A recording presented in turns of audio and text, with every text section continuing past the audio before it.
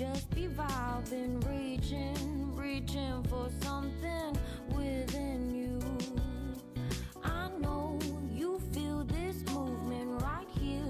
You just be vibing, reaching for something within you.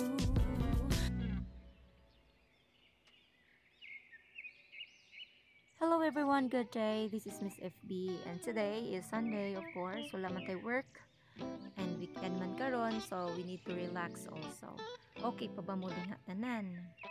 Okay, sa problema yung mga problema, no? Kay di man gyud na mahurot ng problema.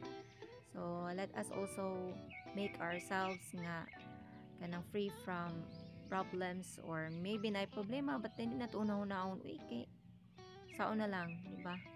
So, karong adlaw guys, kay wa may trabaho. Ato na po ko sawa ang mga pets sa likod. Muna ang mga guppies. So, morning man ron, tigtuwa na pud nila. So, tapos lang gituwaan. As you can see, assorted na akong mga guppies diha. Or nagitipo tanan.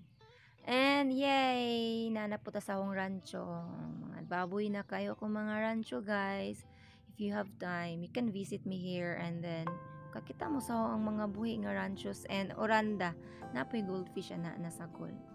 So these are some of my pets. So napo ko'y mga pet ato sa likod. Mura nag zoo among balay bitaw.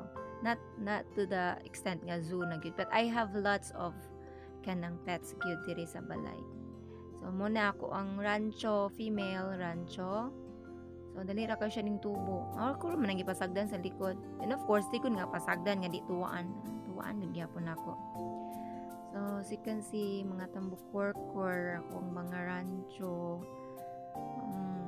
Ako malingaw jud ko ani guys, every time nga naara ko sa bay or wa ko'y trabaho ato dayon ko sa mga nila mga isda. Muna ako ang big na triko nga isda.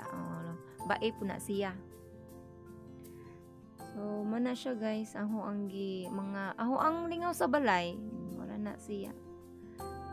Kuy laing lingaw sa balay kundi magtanaw lang sa akong mga pets.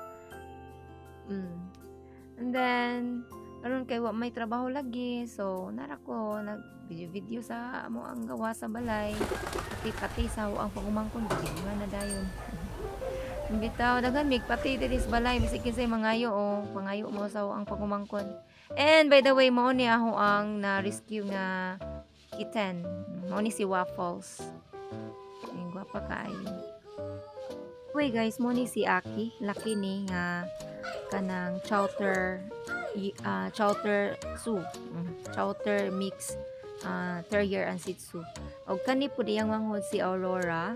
The same raga po ni siya og breed ni Aki kay same ra sila mama ug papa pero manghod pa ni siya og tuig.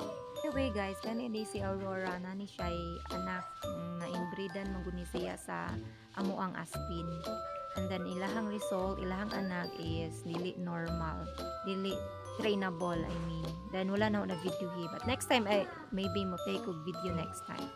So more to siya guys. Thank you for watching. Don't forget to subscribe to my YouTube channel and follow my Facebook page.